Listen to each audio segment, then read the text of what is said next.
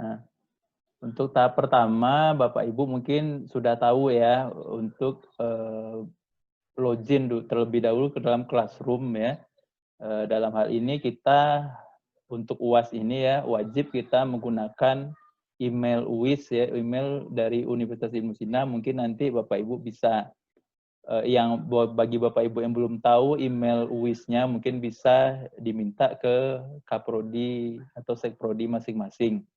Atau langsung ke BAK juga bisa minta emailnya. Jadi pada saat Bapak Ibu membuka Classroom menggunakan email UIS, itu panitia sudah invite ya Bapak Ibu, sudah invite Bapak Ibu ke dalam kelas kelas ya yang disesuaikan dengan mata kuliah yang Bapak Ibu ampu. Misalnya Bapak Ibu yang mengajar di K3 semester 2 pagi itu akan di-invite ke semester 2 pagi, K3 semester 2 pagi. Tapi tidak di-invite di Kesling semester 2 pagi jika Bapak Ibu tidak ada mengampu mata kuliah di semester tersebut. Kemudian setelah Bapak Ibu buka akan muncul tampilan seperti ini. Bapak Ibu diminta untuk mencet atau mengklik tombol terima ya. Seperti yang saya tunjukkan ini, kita klik terima.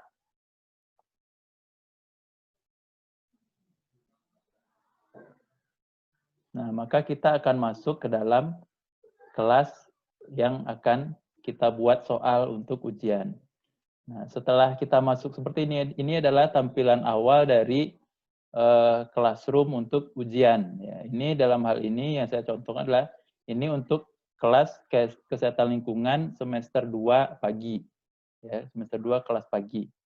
Nah, bagaimana cara membuat soal? Ya, pertama kita klik dulu tugas kelas di sini. Nah, kemudian kita klik buat, ya, buat dan tugas.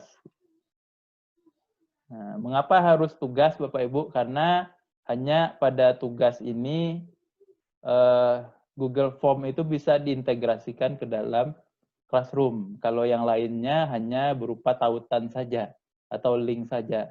Tapi kalau di tugas ini kita bisa integrasikan. Nah, kalau Bapak Ibu nanti membuat soalnya bentuknya objektif, nilainya bisa sinkron langsung ke dalam Classroom. Nah, tapi kalau tidak objektif itu Bapak Ibu harus terlebih dahulu telaah dulu ya hasil jawaban mahasiswa sebelum memberikan nilai.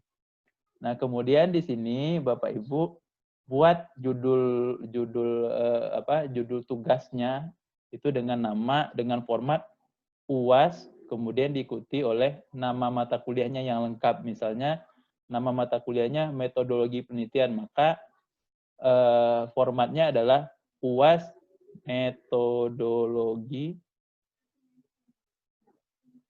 penelitian.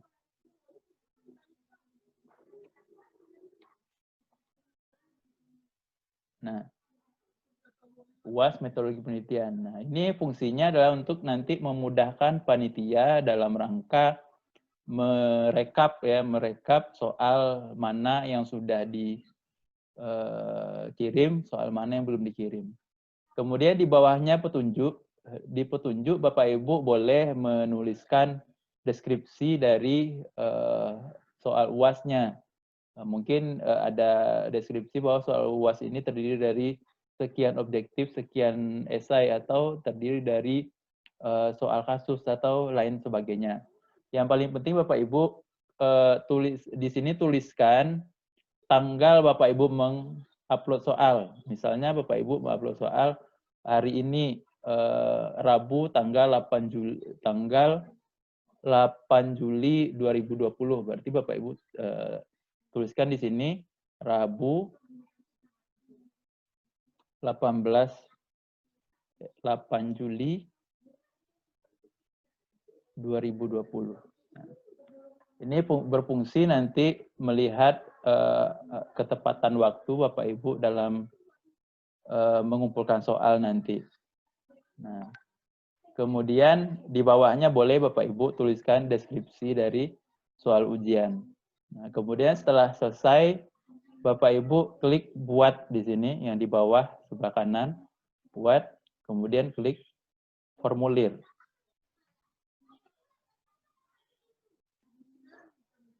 Nah, otomatis akan diarahkan ke Google Form.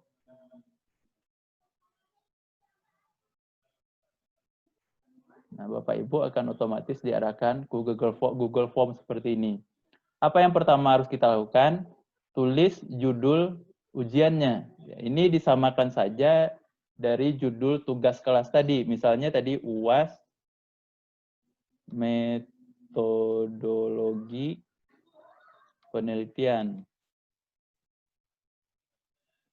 Nah, Bapak Ibu sebaiknya mengisi judulnya itu di bagian kiri ya, kiri atas ya, supaya dia kalau kita mengisi kiri atas dia akan langsung sinkron dengan yang di bawah. Nah, seperti ini. Kalau Bapak Ibu hanya mengisi yang di bawah ini saja, yang di atas tetap nanti untitled ya, akan tetap di untitled.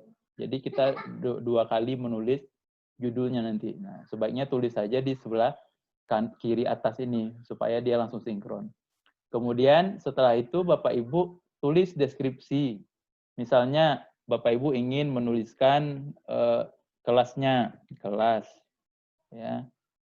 Kesling misalnya, Kesling pagi semester 2. Nah, misalnya seperti itu, atau bisa juga Bapak Ibu tambahkan nama dosennya. Atau yang lain yang dirasa perlu untuk ditampilkan dalam deskripsi mata kuliah. Nah, kemudian kita sebelum kita membuat soal, kita setting dulu atau kita setel dulu ujiannya ya, supaya formatnya menjadi ujian ya, bukan format kuesioner. Kita klik setelan di sini yang gambar roda gigi di sebelah kanan atas. Nah, kemudian akan muncul jendela seperti ini.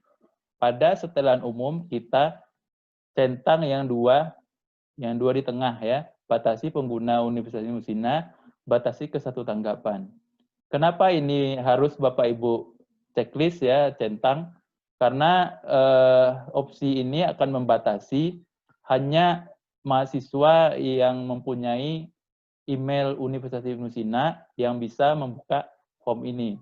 Kemudian mahasiswa hanya bisa mengisi jawaban 1 kali saja. Jadi tidak bisa curang jadinya. Mana tahu mahasiswanya isi sekali, tahu salah diisi lagi sekali lagi. Nah, itu akan menghindarkan hal-hal seperti itu jika kita centang batasi ke 1 tanggapan. Kemudian setelah setelan umum, kita lanjut ke setelan kuis. Kita klik kuis di sini. Kemudian di slider di bawahnya kita klik jadikan ini sebagai kuis. Kemudian selanjutnya di bawahnya kita klik segera setelah setiap pengiriman. Jadi kalau kita pilih yang ini, mahasiswa akan segera tahu nilainya begitu dia submit ya Bapak Ibu. Begitu mereka submit hasil jawabannya ke Classroom. Nah, kalau yang di bawah Bapak Ibu pilih itu tidak langsung muncul nilainya, diberitahukan secara manual nantinya. Nah, kalau objektif saya rekomendasikan klik yang segera ini. Nah, kalau yang manual juga tidak bisa juga kita langsung rilis nilai. Kemudian di bawahnya responden dapat melihat, cukup yang paling bawah saja Bapak Ibu centang, checklist ya atau centang. Yang 2 di atasnya dihilangkan saja. Ya, karena kalau Bapak Ibu buat soal objektif, itu kalau Bapak Ibu checklist ini, nah itu jawabannya akan ketahuan nanti. Nah, jadi ini dihilangkan saja checklistnya. Nah, kemudian setelah selesai, kita klik simpan. Setelah selesai, klik simpan, baru kita mulai membuat soal. Nah, yang pertama harus kita lakukan adalah buat kolom nama terlebih dahulu. Nama. Nah, nama mahasiswa ya maksudnya Bapak Ibu. Kemudian klik wajib diisi di sini. Kemudian kita tambah lagi untuk mengetahui informasi NPM misalnya. Nah, di sini kalau kita isi NPM, dia akan otomatis mengarahkan ini wajib diisi dengan angka. Tapi karena mahasiswa kita yang Reg B khususnya, NPM-nya itu ada yang bentuk huruf, misalnya 19K gitu, seperti itu, mereka tidak akan bisa mengisi NPM jika kita tidak hapus angka ini. Maka supaya lebih mudah ya, kita klik hapus apabila yang seperti ini muncul, hapus. Nah, jadi semua angka dan huruf bisa masuk ke dalam jawaban. Lalu kita wajibkan. Nah, kemudian setelah ini jika Bapak Ibu butuh informasi tambahan lain dari mahasiswa, boleh ditambahkan lagi. Nah, kalau tidak, boleh langsung mengerjakan soal. Nah, kalau saya membuat soal itu saya akan akan buat bagian baru supaya terpisah antara informasi umum dengan informasi soal. Nah, untuk membatasinya kita klik buat tambahkan bagian ya di sebelah kanan bawah seperti ini, tombol yang ini. Tambahkan bagian. Nah, kita bisa buat di sini mulai ujian. Nah, baru di bawahnya kalau mau ditambahkan lagi deskripsi boleh, kalau tidak silakan dikosongkan saja. Baru setelahnya kita tambahkan soalnya, kita buat soalnya. Nah, untuk membuat soal di sini ada bermacam-macam Bapak Ibu. Ada kalau ingin membuat esai singkat ya, jawaban singkat itu bisa pilih jawaban singkat. Kalau paragraf yang panjang misalnya soal kasus Bapak Ibu minta mahasiswanya menjabarkan ya, bisa kita pilih soal paragraf. Kemudian kalau objektif itu macam-macam ya. Kalau hanya satu jawaban itu bisa buat pilihan ganda. Kalau jawabannya misalnya bisa lebih dari satu, bisa kita buat kotak centang seperti ini. Ya, misalnya bisa lebih dari satu jawabannya A dan B benar misalnya seperti itu. Bisa dibuat menjadi kotak centang. Kemudian ada opsi drop down, ini sama dengan pilihan ganda sebenarnya. Hanya fungsinya adalah untuk memperingkas tampilan soal.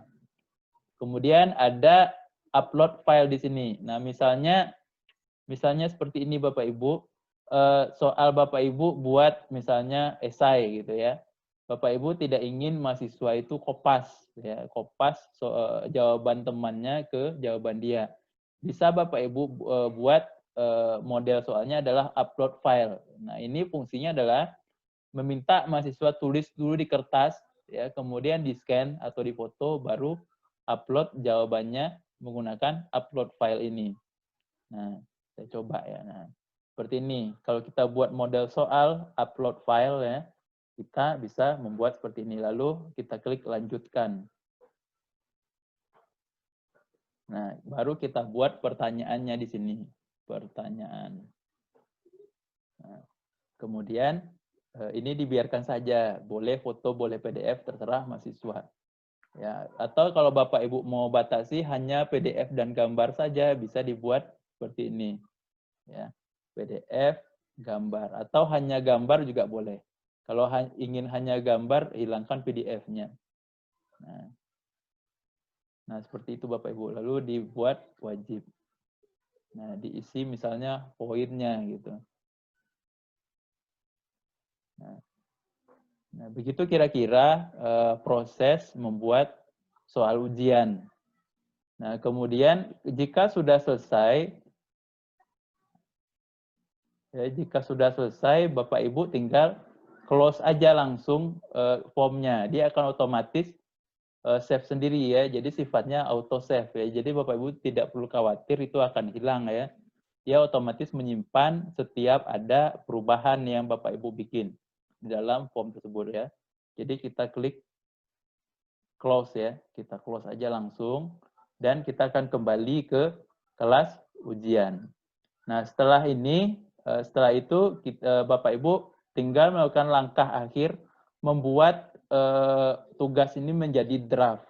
Caranya adalah klik panah ke bawah di sebelah tombol tugas ini.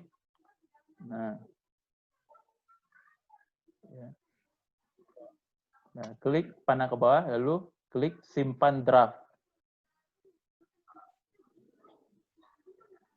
Nah, hasil akhirnya akan menjadi seperti ini, UAS metodologi penelitian. Nah, setelah ini tugas Bapak Ibu sudah selesai untuk membuat soal. Nah, selanjutnya nanti Bapak Ibu Kaprodi akan mengoreksi atau mengecek soal Bapak Ibu apakah sesuai dengan RPS atau permintaan soal yang diumumkan. Nah, jika tidak sesuai, maka Bapak Ibu akan diminta oleh Bapak Ibu Kaprodi untuk melakukan revisi terhadap soalnya. Jika sudah sesuai, maka panitia akan menjadwalkan soal yang sudah Bapak Ibu buat ini sesuai dengan jadwal ujian, ya, dan membuat pembatasan waktu dari soal Bapak Ibu yang Bapak Ibu buat. Ya.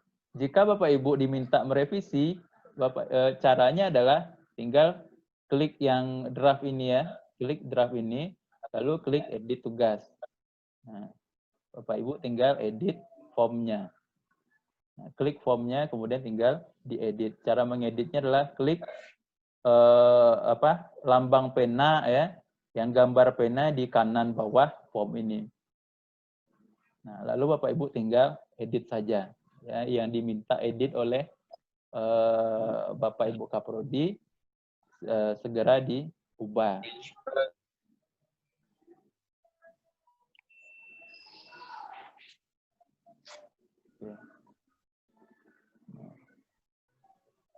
Setelah itu kembali dibuat dalam bentuk simpan draft.